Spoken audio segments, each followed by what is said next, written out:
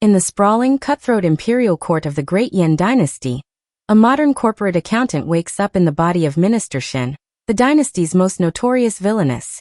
Her claim to fame? She has covertly embezzled the entire imperial treasury, a crime destined to drive the noble Crown Prince Zhao into a bloodthirsty, tyrannical madness when he discovers the kingdom is bankrupt. Desperate to keep her head attached to her shoulders and prevent the prince from embracing his dark, villainous destiny, Shen must use every modern double-entry bookkeeping trick in the book to secretly refund the treasury. The only problem? The suspicious, intensely brooding Crown Prince insists on shadowing her every move, leading to a high-stakes game of financial cat and mouse that accidentally blossoms into a fiercely protective romance.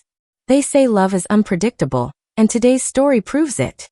Welcome to Romance Crave Stories, where every episode is full of passion, secrets, and emotional twists. Let's begin. Death by overwork during tax season was an undignified way to go, but waking up in the opulent, silk-draped bedchamber of the Villainess in a historical palace drama was infinitely worse. I blinked at the carved mahogany canopy above me, the heavy scent of sandalwood incense doing nothing to calm my racing heart. I wasn't just any villainess. I was Minister Shen, the head of the Imperial Revenue Board in the Great Yan dynasty.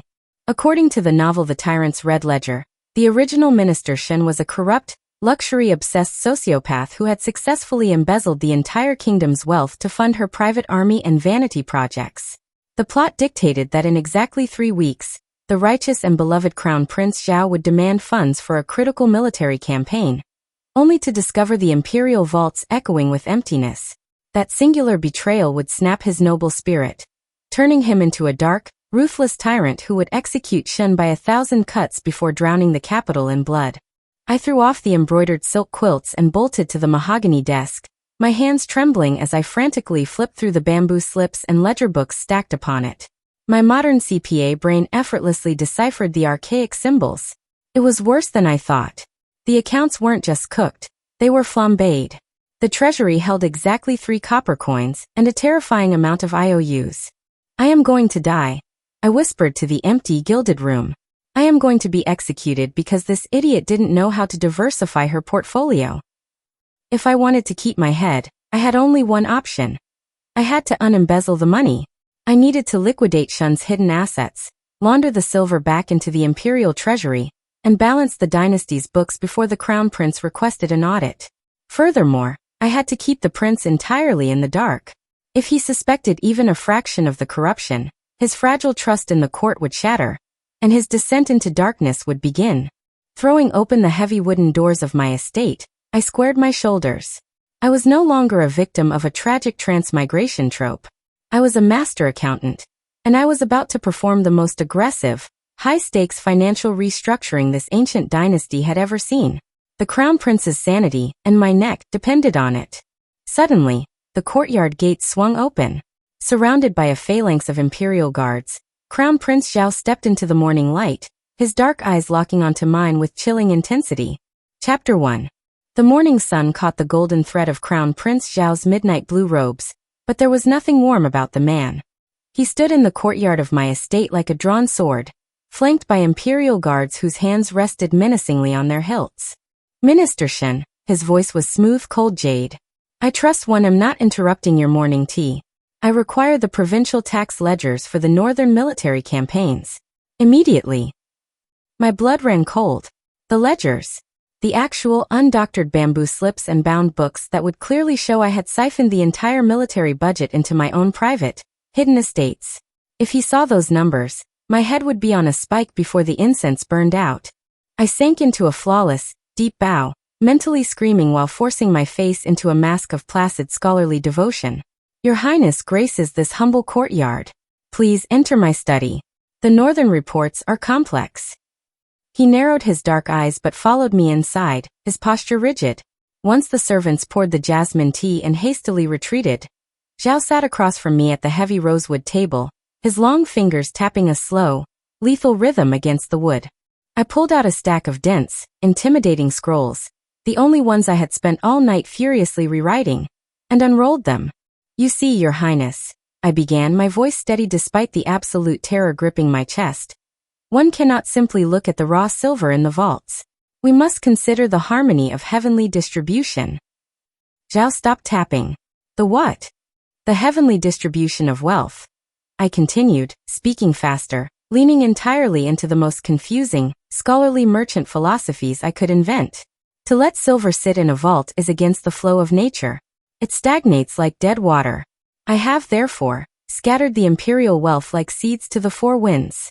We are leveraging the anticipated autumn grain yields against the springtime silk production of the southern provinces, creating an invisible web of debt and prosperity that inherently stabilizes the throne.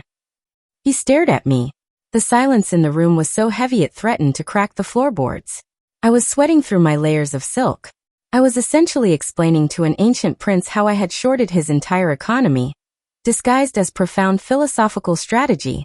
Are you telling me, Zhao said slowly, his voice dropping an octave, that the northern military funds do not currently exist in the capital? They exist in the ethereal realm of anticipated trade value. I countered smoothly, tapping the scroll with a confidence I absolutely did not feel. If we were to hoard the silver, the merchants would raise their prices. By tying the kingdom's wealth to future crop yields and speculative jade markets, I have effectively shielded your upcoming military campaign from provincial inflation. It is a highly aggressive defensive strategy. For a long moment, Zhao just looked at me. The legendary Crown Prince, destined to become a ruthless, blood-soaked tyrant, looked utterly baffled. Slowly, the irritation in his eyes shifted into something else. A sharp, calculating intrigue. He leaned forward, looking at the complex diagrams of fake grain futures I had drawn. This is, he murmured, unorthodox. But there is a terrifying logic to it. You have bound the province's loyalty to our debt. I let out a breath I hadn't realized I was holding. It was working. I was actually going to survive the morning. Indeed, Your Highness, I smiled, adopting the air of a misunderstood genius. Everything is perfectly accounted for. Is that so? The voice did not belong to the prince. It came from the doorway. Advisor Liu, the prince's most trusted and ruthless minister, stepped into the study. In his hands, he held a single red-bound book. My heart plummeted into my stomach. It was the Jiangnan Salt Registry, the one ledger I had fallen asleep before doctoring last night. Advisor Liu walked to the rosewood table and placed the book directly on top of my carefully drawn charts. He opened it to the final page, where the brutal, undeniable truth of my theft was written in plain black ink. A fascinating philosophy, Minister Shen, Advisor Liu said, his eyes glinting with lethal suspicion as Prince Zhao's gaze dropped to the exposed pages. Perhaps you can apply this ethereal realm of value to explain why exactly 1 million taels of silver are missing from the salt registry? Chapter 2. Surviving the Crown Prince's preliminary inquiry felt like outrunning a charging rhino, only to realize I had sprinted directly into a viper's nest. The missing million taels of silver loomed over my head like an executioner's blade. Back in the privacy of my sprawling estate, I paced the length of my study, glaring at the opulent surroundings. The original Minister Shen had terrible taste, but undeniably expensive terrible taste. My chambers were cluttered with towering coral reefs from the southern seas, tapestries woven with golden thread, and shelves lined with tribute antiquities that absolutely belonged in the emperor's private vaults. If I needed to restore the Imperial Treasury to keep Prince Zhao from turning into a bloodthirsty tyrant, I had to transform these hoarded treasures into hard silver. I needed to engage in the ancient, noble art of desperate back-alley hawking. I waited until the moon was high and the estate guards were midway through their shift change. Stripping off my embroidered silk official robes, I changed into the coarse hemp tunic of a common laborer, wrapped my chest tightly, and donned a wide-brimmed bamboo hat with a thick mesh veil. Slinging a rough linen sack over my shoulder, currently stuffed with enough purloined imperial jewelry to feed a province for a decade, I slipped over the courtyard wall. My destination was the Ghost Market in the eastern sector of the capital. It was a sprawling subterranean bazaar where disgraced nobles, grave robbers, and ambitious merchants traded secrets and stolen goods in hushed whispers under the glow of crimson paper lanterns. The air was thick with the scent of cheap incense and roasting meat, a stark contrast to the sandalwood of the palace. I navigated the labyrinth of stalls, ignoring the hawkers selling questionable elixirs, and sought out the shadowed corner reserved for high-stakes black market antiquities. I approached a heavily guarded pavilion where a broker sat behind a low wooden table. Without a word, I reached into my sack and placed my prized bargaining chip on the velvet cloth. A solid blood jade tiger, a priceless artifact originally gifted to the court by a tributary kingdom, which the former Minister Shen had quietly intercepted. The broker's eyes went wide, but before he could speak, a tall, imposing figure stepped out from the shadows of the pavilion. The newcomer was swathed in a heavy black cloak, his face completely obscured by a dark hood. An exquisite carving, the cloaked man said, his voice a rich, low timbre that sent an inexplicable shiver down my spine. He picked up the jade tiger, his long, callous fingers tracing the intricate stripes. The craftsmanship is distinctly imperial. One might wonder how such a royal tribute found its way to the mud of the ghost market. I forced a rough, gravelly tone into my throat, adopting the persona of a seasoned smuggler. The winds blow many treasures out of the palace walls, master. Are you here to appreciate the weather, or to buy? The man chuckled, a cold, sharp sound. I will offer 50,000 taels in promissory notes from the Heavenly Prosperity Bank. 100,000, and not a copper less, I snapped back, leaning over the table, my accountant's instincts flaring to life. That jade is flawless. If you sell it to the foreign dignitaries arriving next moon, you will double your coin. Do not insult my intelligence. A heavy silence fell over the pavilion. The cloaked man stood perfectly still, exuding an aura of immense, suffocating authority that felt terrifyingly familiar. You drive a hard bargain, smuggler, he finally murmured, reaching into his robes and pulling out a thick stack of stamped bank notes. He tossed them onto the table. My heart leapt with relief. I reached for the silver notes just as he reached to secure the jade tiger. In that fleeting second, a sudden gust of wind swept through the underground alley. It caught the edge of the stranger's heavy hood, throwing it back against his shoulders. The crimson lantern light flickered, illuminating sharp, aristocratic cheekbones, a resolute jawline, and a pair of piercing, obsidian eyes. My blood turned to ice. It was Crown Prince Zhao. His hand closed over the jade, but his gaze remained locked entirely on me. He stepped closer, the physical distance between us vanishing, and lowered his voice to a deadly, inquisitive whisper. It is rare to see hands so soft bargaining in the dirt. Tell me, merchant, have we met at court? Chapter 3. Have we met at court? I stopped breathing. The air in the ghost market felt as though it had turned to solid lead.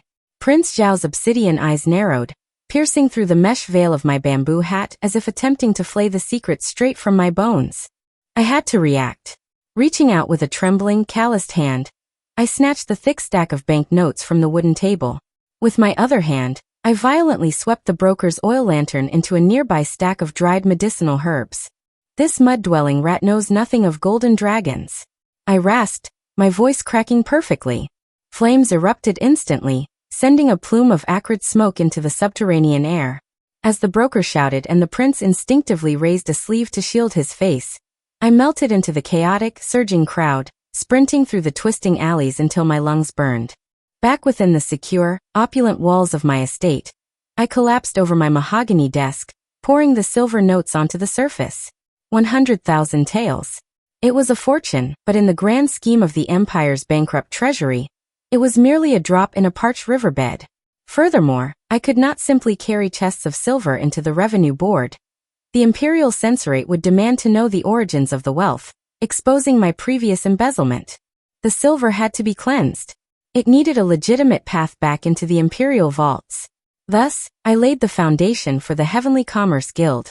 Using loyal, unquestioning servants, I set my shadow syndicate into motion. The proxies.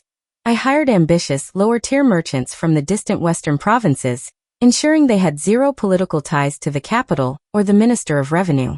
The commodity. The guild purchased massive quantities of raw silk and winter grain, operating as a standard trading house. The cleansing. The merchants were instructed to pay their imperial trade tariffs at an absolutely astronomical rate, labeling the excess silver as a voluntary patriotic tribute for the glory of the emperor. For 2 blissful weeks, my plan worked with the precision of a flawlessly calculated ledger. The Heavenly Commerce Guild traded, the patriotic tributes flowed directly into my ministry, and the Imperial Treasury began to show signs of life. I was single-handedly funding the Great Yin Dynasty from behind a bamboo screen, and Prince Zhao remained blissfully ignorant. Or so I thought.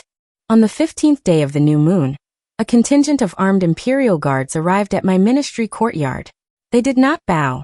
They simply stated that His Highness required my immediate presence in his private study. I arrived at the Eastern Palace, my official crimson robe swishing around my ankles, my heart hammering against my ribs. The study was dimly lit, smelling of sharp ink and old parchment. Prince Zhao stood by the window, his back to me, an aura of frigid wrath radiating from his broad shoulders. Your Highness summoned this humble minister? I asked, keeping my head respectfully bowed. Zhao turned. He did not speak. Instead, he strode across the room, picked up a heavy, wax-sealed parchment, and slammed it down onto the center of his ebony desk with a force that rattled the inkstones. My eyes darted to the paper. Stamped at the bottom in bright red vermilion was the unmistakable insignia of the Heavenly Commerce Guild. I have spent the last fortnight tracking a shadow syndicate that has appeared out of thin air, Zhao said, his voice dropping to a terrifying, deadly register. A guild moving massive amounts of silver through our borders. Tell me, Minister Shen, how long did you think it would take me to find the traitor secretly funding the Northern Rebellion? Chapter 4. Rebellion. I choked, the word tearing from my throat. My knees threatened to buckle, but sheer survival instinct locked my joints in place. Treason was a crime punishable by the eradication of 9 generations of one's family. Your Highness, you wound my unwavering loyalty. This guild is not funding the Northern rebels. It is funding you. Prince Zhao's dark eyes remained as cold as a frozen lake. He did not lower his imposing stance. Explain yourself, Shen. And do so carefully. My blade is notoriously impatient. Taking a deep, stabilizing breath, I adopted the most arrogant, untouchable posture I could muster. The very essence of the villainous Minister of Revenue. The Heavenly Commerce Guild is a clandestine arm of my ministry, I declared, waving a dismissive hand at the parchment. If I openly raised taxes, the provincial lords would riot. But by establishing a shadow merchant fleet, I can monopolize the western silk routes, drive up the market prices, and funnel the exorbitant voluntary tariffs directly into the Imperial vaults. It is a state-sponsored monopoly, Your Highness. I am bleeding the greedy lords dry to finance your future military campaigns. Zhao stared at me. The suffocating pressure in the room shifted, morphing from murderous intent into a sharp, calculating curiosity. He looked at the wax-sealed contract, then back at me. A secret imperial monopoly, he mused, his low voice testing the weight of the words. A bold claim. If this is true, the ledgers will reflect an intricate flow of silver.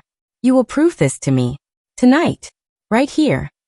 Before I could protest, his guards hauled in 3 heavy iron-bound chests filled with the confiscated bamboo slips and parchment ledgers of the Heavenly Commerce Guild. The heavy wooden doors slammed shut, locking us inside. For the next 6 hours, the opulent study became a battlefield of numbers. We sat side by side at his massive ebony desk, bathed in the flickering, golden light of oil lamps. The only sounds were the scratching of ink brushes and the furious, rhythmic clacking of my wooden abacus.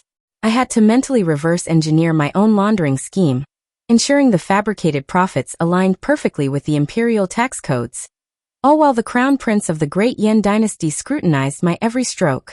It was utterly exhausting, yet strangely intoxicating. Zhao was no foolish royal. His mind was a steel trap, catching mathematical discrepancies with terrifying speed. We parried over grain yields and silver weights, our voices dropping into hushed, intense murmurs as we bent over the same scrolls. Slowly, the tension in the room transformed. As the midnight bell tolled, the physical distance between us had entirely evaporated.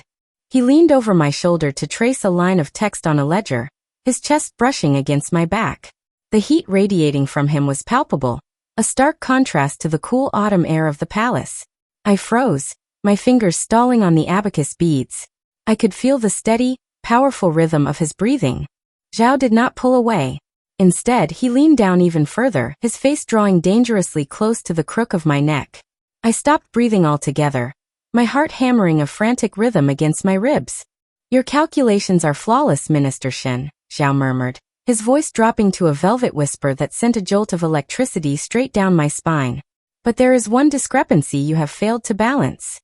He closed his eyes, taking a slow, deliberate breath against my collar. The scent of plum blossom mixed with cheap, sulfurous ghost market smoke. I have been wondering where I smelled it before, smuggler. Chapter 5. Smuggler.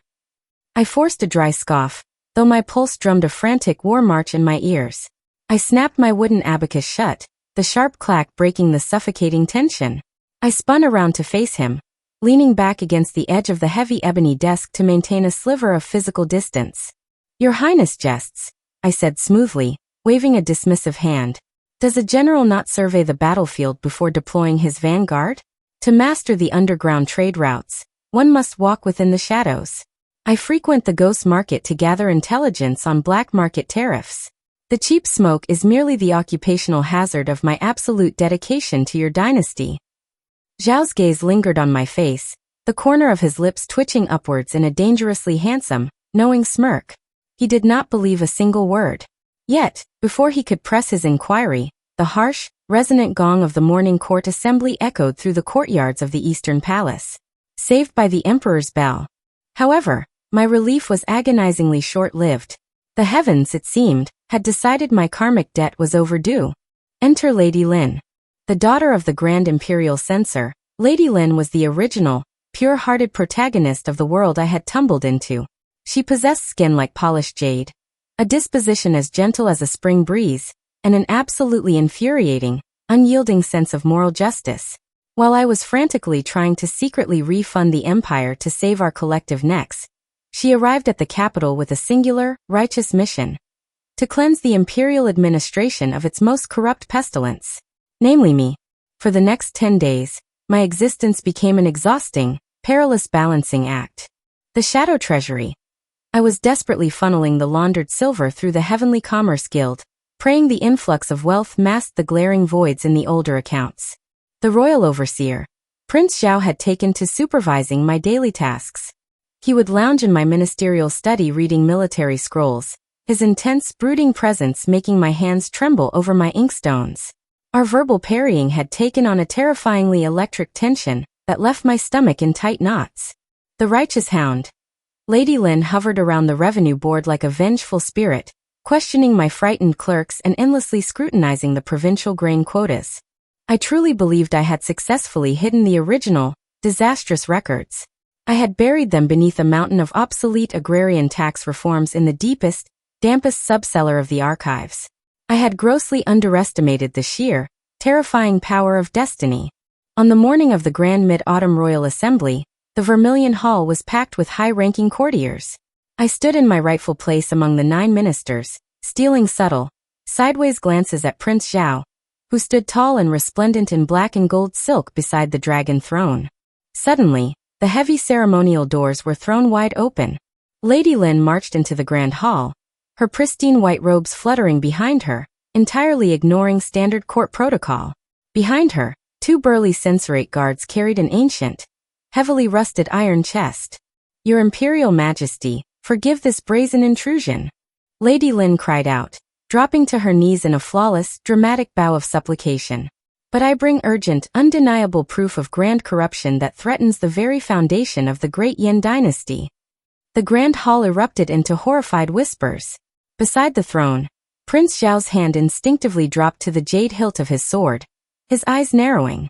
"Speak, daughter of the censor," the Emperor commanded, his voice rolling through the hall like distant thunder. Lady Lin rose gracefully. She turned, her eyes locking onto mine with a burning, righteous fury. With a swift motion, she kicked the heavy iron chest open, spilling dozens of familiar, red-tasseled bamboo ledgers onto the polished marble floor. "I present the true, hidden financial records of the Imperial Revenue Board," Lady Lin announced, her voice ringing as clear and sharp as a silver bell. "Minister Shen has emptied the Imperial vaults. She has stolen the entire wealth of the kingdom." Chapter 6. The Vermilion Hall erupted into absolute pandemonium. Ministers gasped, tearing at their long beards in horror, while the censorate officials immediately began shouting demands for my immediate execution. On the dragon throne, the Emperor's face darkened like a brewing storm, his knuckles turning white as he gripped the golden armrests. "Silence!" the Emperor roared, the sheer force of his voice silencing the grand hall in an instant. He turned his terrifying gaze upon me. "Minister Shen, is this true? Have you drained the lifeblood of our empire?" My soul prepared to casually depart my body, but my survival instincts nailed it firmly back into place. I smoothed my crimson official robes, stepped gracefully around the scattered bamboo slips, and bowed deeply. Your Imperial Majesty, I said, my voice projecting a calm clarity I absolutely did not feel. Lady Lin is to be commended for her diligence. She has indeed discovered the Earth ledgers. It is a pity she did not possess the clearance to understand them. Lady Lin bristled, her pure, righteous facade cracking. Do not speak in riddles, Viper. The numbers are written in red ink. The vaults are empty. They are written in red because they are bait, my lady. I replied smoothly, turning to face the court. I invoked the most complex, headache-inducing philosophical mathematics I could muster. I have employed the ancient, esoteric, yin-yang dual harmony method of accounting. The red slips you hold, the Earth ledgers, were deliberately falsified to show a catastrophic deficit. I swept my gaze across the hall, locking eyes with several notoriously corrupt provincial lords who suddenly looked very pale. By creating the illusion of an empty treasury, I laid a trap. I continued, projecting pure, arrogant confidence. I lured the corrupt magistrates of the southern provinces into a false sense of security, prompting them to hoard their tax grain, believing the capital was too weak to audit them. Meanwhile, the true wealth of the dynasty has been securely managed through a clandestine state monopoly, the Heaven Ledgers. Preposterous! The Grand Imperial Censor shouted, stepping up beside his daughter. A desperate lie to save her neck. Where is the proof of these Heaven Ledgers? The proof, a low resonant voice echoed through the hall, resides with me.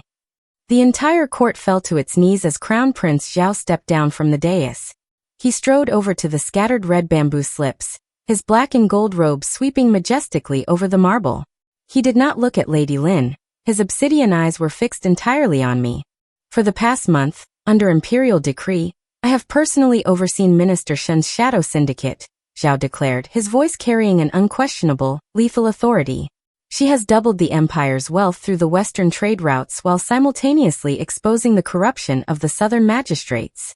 Lady Lin has merely unearthed the snare we set together. The emperor's furious expression slowly melted into a triumphant, booming laugh.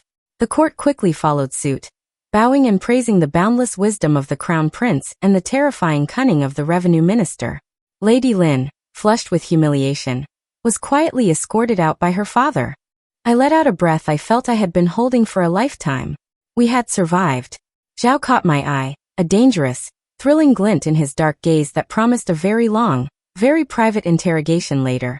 The assembly was formally dismissed.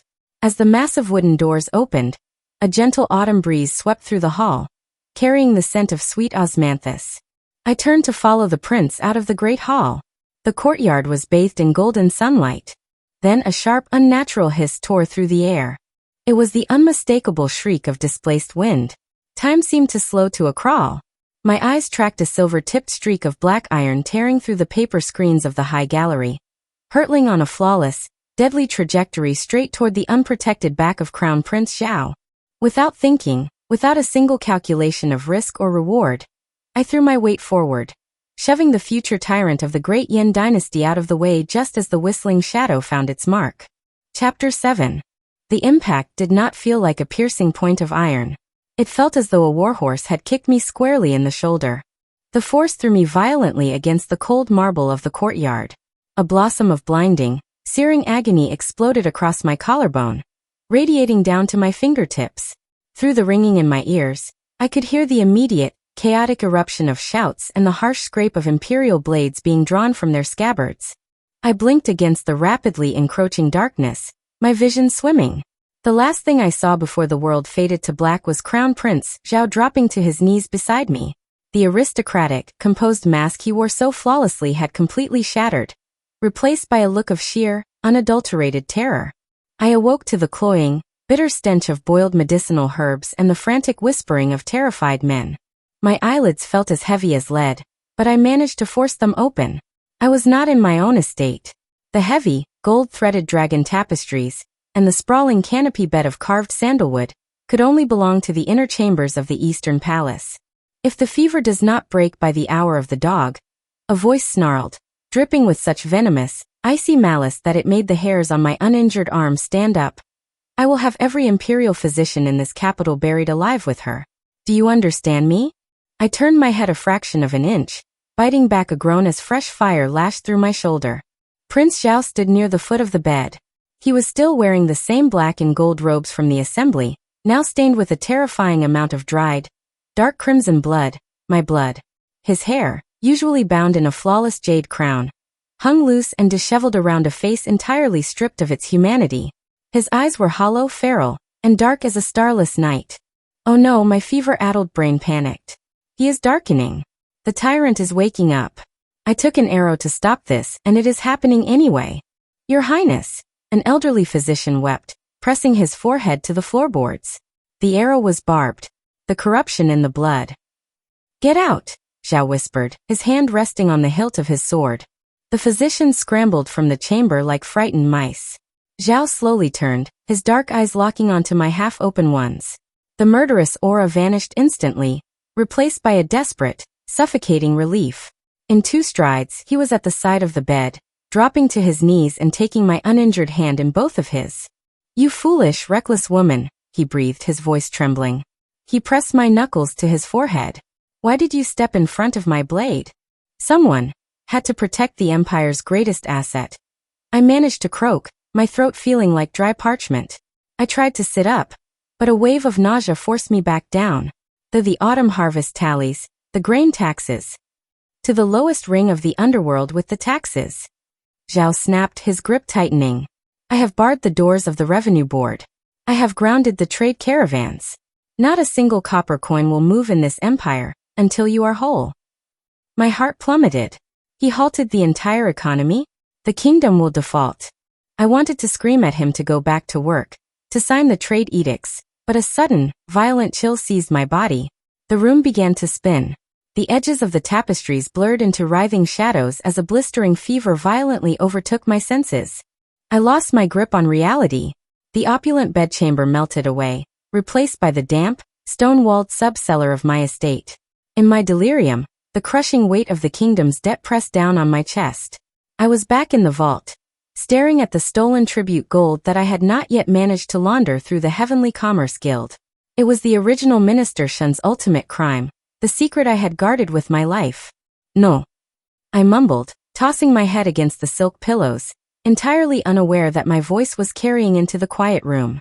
The auditors, the gold. Shen, drink the medicine. Zhao's voice drifted through the haze, his cool hand resting against my burning cheek. Must hide the rest.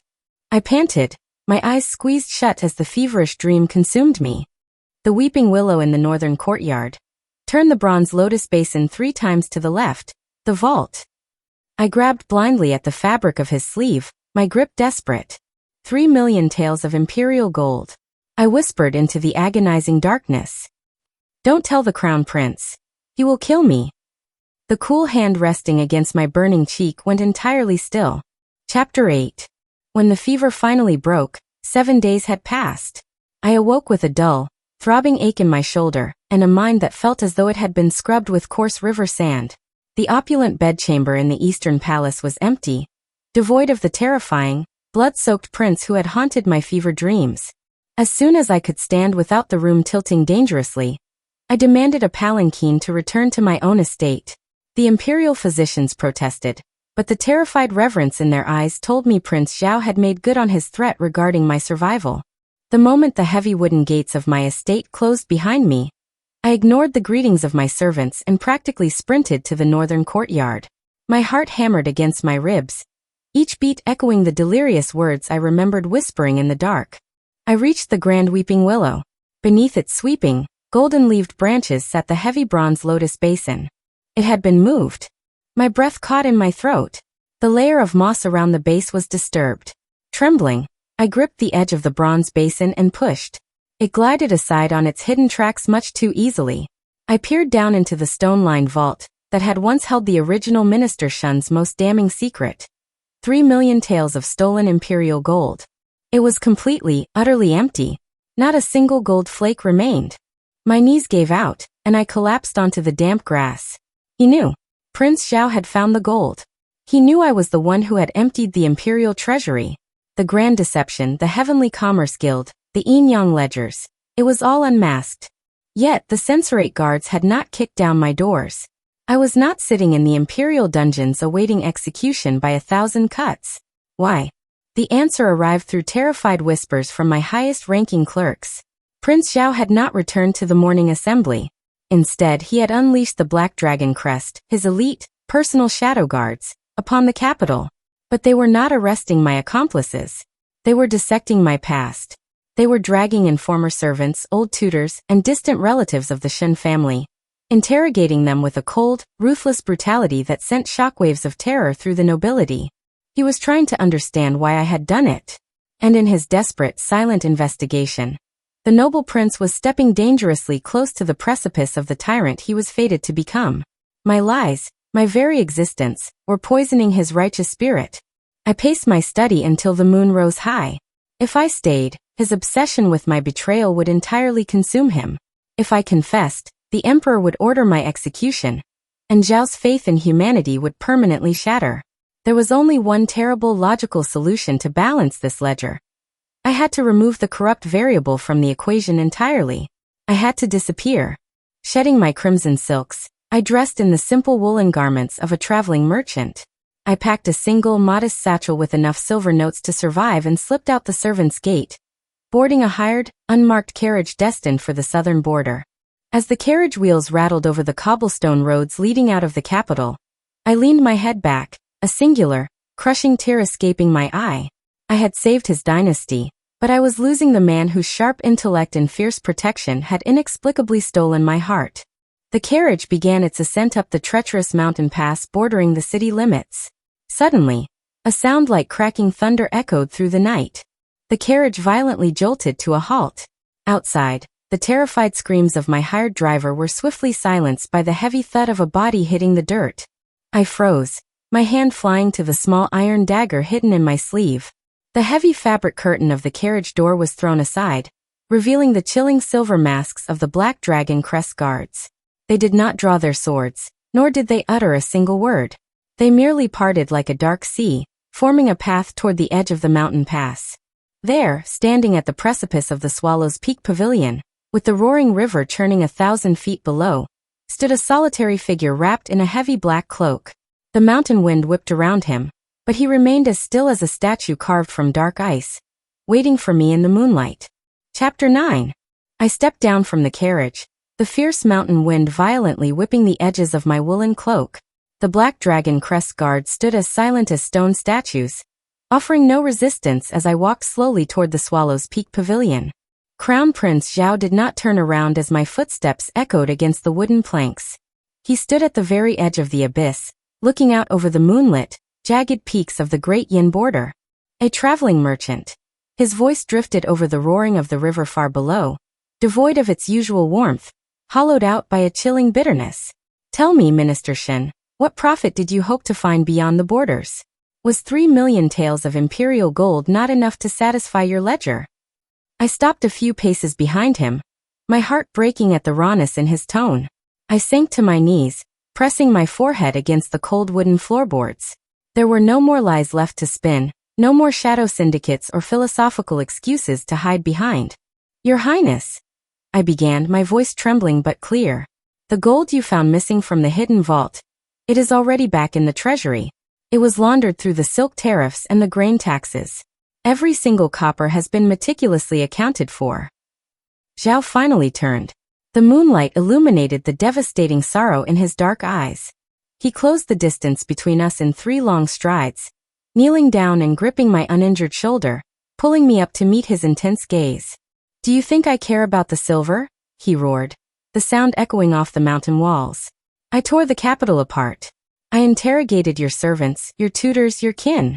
I was searching for a reason why the woman who threw herself in front of an assassin's blade would drain the lifeblood of the empire she bled to protect. Tears spilled over my lashes, tracing hot, stinging paths down my cold cheeks. I had a vision, I whispered, weaving the only truth I could offer in this ancient world. A terrible prophetic dream. I saw the empty vaults break your noble spirit. I saw the betrayal twist you into a ruthless tyrant, drowning the capital in a sea of blood. I had hoarded that gold in a fog of blinding greed, but when I awoke from that nightmare, I realized the monstrous karmic debt I had created. I had to balance the scales. I had to fix it secretly, so your faith in the court, your faith in humanity, would never shatter. Zhao stared at me, the fury in his face slowly fracturing. The iron grip on my shoulder softened, his hands sliding up to cup my face. His thumbs gently wiped away my tears. "You foolish, arrogant accountant," he breathed, his voice breaking. He pulled me against his chest, wrapping his arms around me in a fierce, desperate embrace that threatened to crush my ribs. "You thought you could calculate the weight of my soul on your abacus? Do you think a mountain of gold is worth more to me than your life? If the dynasty must fall to bankruptcy, let it fall. I only ever needed you to trust me."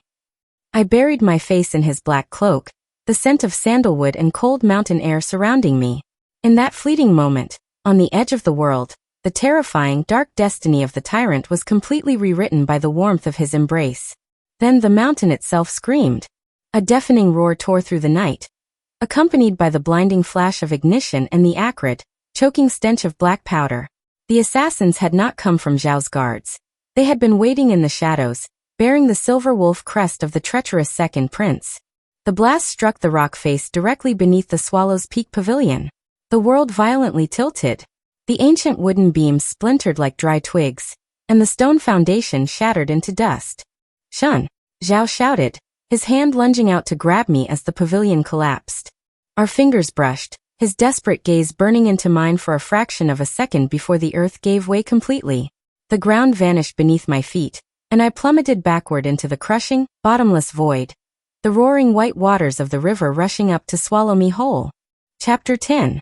Surviving the churning, violent rapids of the mountain river defied every mathematical probability I had ever calculated on a wooden abacus. By all logical accounting, my ledger should have been permanently closed. Yet destiny, or perhaps sheer, stubborn refusal to leave my tax reforms unfinished, saw me washed ashore miles downstream, battered, half-drowned, and found by a deaf village herbalist. It took 3 agonizing weeks for my fractured ribs to mend enough to allow me to walk, and another grueling week to traverse the treacherous mountain roads back to the capital. I traded my silver notes for a sturdy horse and rode day and night, sustained only by the memory of Zhao's desperate embrace on the precipice. The moment I approached the towering stone gates of the capital, a suffocating dread settled over me. The bustling, vibrant city I had painstakingly rescued from bankruptcy was unrecognizable. Martial law had been declared. The streets were eerily silent, save for the rhythmic, terrifying march of the Black Dragon Crest Guards. Crimson banners, the traditional omen of imperial executions, fluttered from the watchtowers like rivers of blood against the gray autumn sky. I pulled my bamboo hat low over my face, leading my exhausted horse through the whispering crowds at the market square. "The demon prince shows no mercy," an old noodle vendor muttered to his neighbor, his hands trembling as he kneaded dough. He locked the emperor in the summer palace for his own protection. The second prince's entire faction is being marched to the Meridian Gate. 9 familial generations, wiped out in a single morning. My blood turned to ice. The demon prince. Believing I had perished in the explosion orchestrated by his rival, Prince Zhao's noble spirit had finally, catastrophically shattered. The horrific, blood-soaked tyrant from the original novel had been born not from a bankrupt treasury, but from a broken heart. He was executing a hostile takeover of the entire dynasty. I dropped the reins of my horse and sprinted. I ignored the agonizing flare of pain in my healing ribs, tearing through the winding alleyways toward the grand plaza of the Meridian Gate. The execution square was a theater of absolute nightmares. Hundreds of nobles loyal to the second prince knelt on the rain-slicked cobblestones, stripped of their silk robes, weeping and trembling. Above them, standing on the high executioner's dais, was the man I loved. Prince Zhao was clad entirely in midnight armor, a heavy crimson cape billowing behind him. His face, once so expressive and fiercely intelligent, was a terrifying mask of cold, unfeeling marble. He held a massive, blood-stained broadsword in his right hand. He raised his free hand, signaling the headsmen to step forward to the first row of prisoners. "Zhao!" I screamed, my voice tearing through the chilling silence of the plaza. The Black Dragon guards moved to intercept me, but I shoved past their halberds with the reckless strength of a woman with nothing left to lose. My bamboo hat fell away, my woolen cloak slipping from my shoulders to reveal the pale, bruised face of the woman the entire empire believed lay at the bottom of a river. "Stop!" I gasped, stumbling to the base of the dais, clutching my aching side. "Zhao, please stop this madness." The prince slowly turned his head. He looked down at me from the executioner's platform. For a breathless second, the entire plaza froze. I waited for the marble mask to crack, for the profound, desperate relief to flood into his obsidian eyes just as it had in my bedchamber. Instead, he descended the wooden steps with the terrifying, predatory grace of a snow leopard. He did not drop his weapon. He stepped directly in front of me, raising the heavy, blood-stained broadsword until the cold steel rested flush against the fragile skin of my throat. His dark eyes, empty of all warmth and entirely devoid of recognition, stared down at me. "You wear a dead woman's face to beg for traitors," he whispered, his voice as hollow and cold as a tomb. "Give me one reason why I should not sever it from your neck." Chapter 11. The cold steel of the broadsword bit dangerously into the skin of my neck. A single drop of blood welled up, sliding down the collar of my worn woolen tunic. Around us, the execution square was deathly still.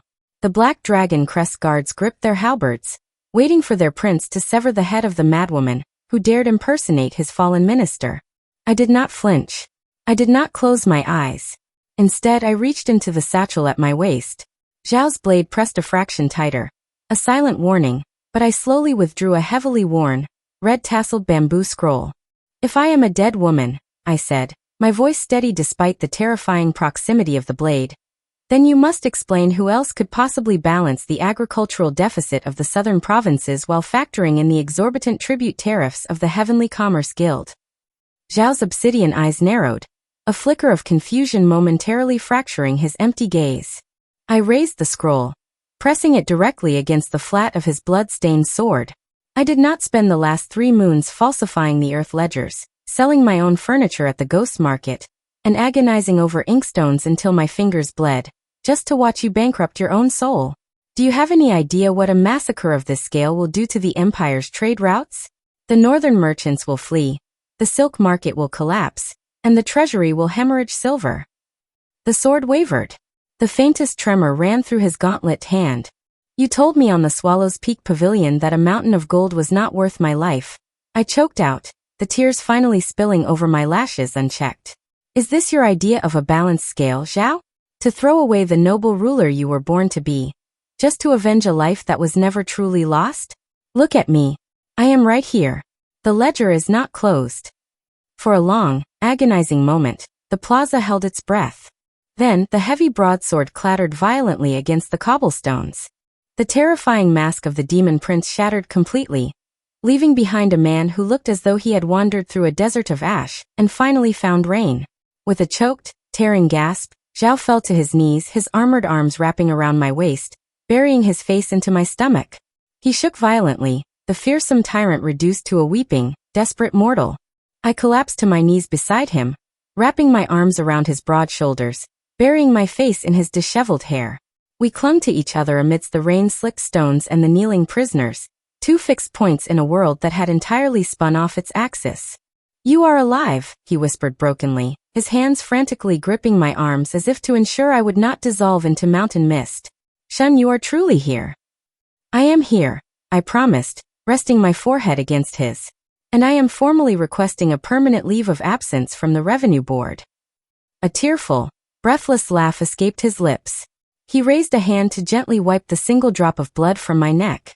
But before he could speak, a deafening blast from a ceremonial war horn shattered the quiet of the plaza. The heavy iron gates of the Meridian Plaza slammed shut. From the avenues leading to the inner palace, a sea of golden armor poured into the square. It was not the Black Dragon Crest. It was the Emperor's personal Imperial vanguard, thousands of elite soldiers with their bows drawn and arrows nocked. They formed a massive, impenetrable ring around the execution dais, trapping us inside. At the forefront rode the Grand Imperial Censor, Lady Lin's father, holding high a scroll stamped with the Emperor's golden dragon seal. "Crown Prince Zhao." The censor's voice boomed over the trapped assembly. "For the crime of leading an unauthorized military coup, confining the Son of Heaven, and attempting mass execution, His Imperial Majesty declares you an enemy of the state." The censor's eyes snapped down to me, widening in shock before narrowing into a hateful glare. "And for orchestrating the financial ruin that funded this treason, Minister Shen is entirely complicit. Seize the traitors. If they resist, execute them where they stand." Chapter 12. Thousands of arrows were drawn taut.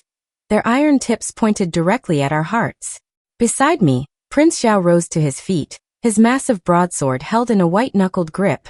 His dark eyes flared with the familiar, terrifying promise of absolute violence. He stepped in front of me, shielding my body with his armored frame, ready to cut a path through the Emperor's vanguard or die trying. I reached out and wrapped my hand firmly around his wrist, forcing the blade downward. "Put the sword away, Zhao," I murmured, stepping out from behind his cape. "Steel is entirely inefficient against a bad investment." I faced the Grand Imperial censor, lifting the worn bamboo ledger high above my head so the entire plaza could see it. "Grand Censor," I shouted, my voice ringing clear across the tense courtyard. "Before you order these fine soldiers to loose their arrows, I highly suggest you review your family's recent acquisitions through the Western Silk routes." The censor sneered, though his horse nervously stepped backward.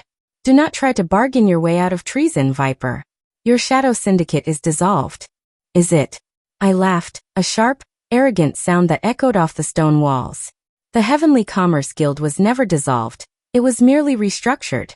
And right now, it holds the promissory notes for the entire Imperial Vanguard's winter rations, their hazard pay, and their pensions. Furthermore, my loyal clerks currently hold the deeds to every single aristocratic estate belonging to the censorate, including yours, Lord Lin. A murmur of sudden panic rippled through the golden armored ranks. Bowstrings wavered. "I have consolidated the entire wealth of the Great Yan dynasty into a single impenetrable vault, and I am the only living soul who knows the cipher." I lied smoothly, projecting the aura of a demon immortal. "If Prince Zhao and I fall today, the dynasty defaults. Your soldiers will starve, your estates will be foreclosed upon by foreign merchants, and the Emperor will rule over an empire of ash and copper dust." The Grand Censor turned violently pale.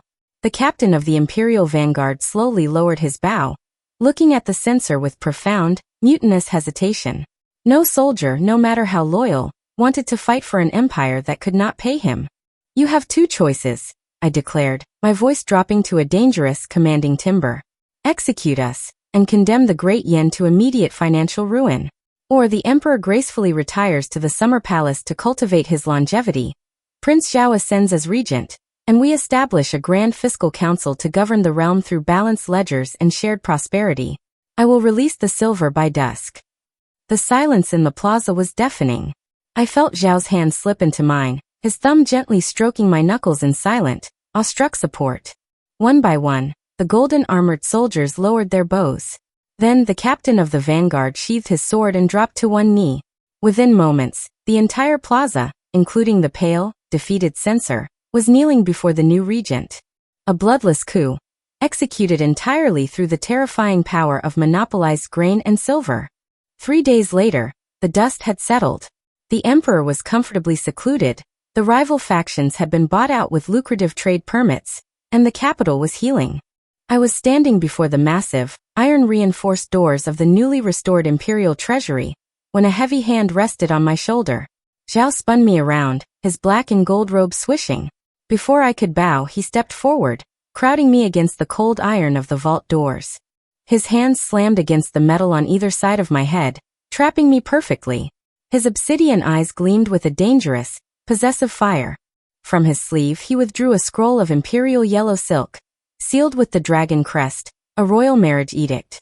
"The court is balanced, the treasury is full, and my soul is entirely yours," Zhao murmured, leaning down until his lips were a breath away from mine. "But before I press my seal to this edict, Minister Shen, there is one absolute, terrifying condition you must agree to." Epilogue. You are never, under any circumstances, to set foot in a subterranean night market without me again. It was a small price to pay for the empire. 5 years later, the Great Yan dynasty was the most prosperous, terrifyingly efficient empire in the known world. The bloody, tyrannical reign of the demon prince remained nothing more than a faded, forgotten nightmare. Instead, the kingdom was governed by a profound and unshakable partnership. I, now the crown princess, effectively ruled the realm's domestic affairs from behind an oversized, jade-beaded abacus. The Grand Fiscal Council ran like a well-oiled water wheel. The ledgers were permanently inked in black, and the provincial lords were far too wealthy to ever consider rebellion. Zhao handled the military and foreign diplomacy with a calm, decisive authority. He had not lost his sharp edge, but but the darkness had been entirely chased from his heart. To the court, he was a formidable, brilliant regent. To me, he was a wildly devoted husband who found my aggressive tax policies deeply, inexplicably romantic. I sat at my mahogany desk in the Eastern Palace, dipping my brush into fresh ink, when the doors opened. Zhao strode in, dismissing the guards with a wave of his hand. He walked up behind my chair, leaning down to press a soft kiss to the crook of my neck, right over the faded scar of an assassin's arrow. "The Western ambassadors have agreed to your tariff demands," he murmured, his hands resting on my shoulders. "They were terrified of you. It was magnificent to watch." I smiled, setting down my brush and leaning back into his embrace. "I merely explained the mathematical certainty of their ruin if they refused. It is just basic accounting, my love." He chuckled, a rich, warm sound that filled the sunlit study. He turned my chair, pulling me into his lap, his dark eyes filled with endless, unwavering affection. The ledgers were perfectly balanced, the treasury was overflowing, and our story, born from deception and saved by silver, was entirely without error. That's where this love story ends for now. If you enjoyed this episode, don't forget to like, subscribe, and turn on notifications for more romantic twists. Tell me in the comments what will you have done. Until the next story, keep craving romance.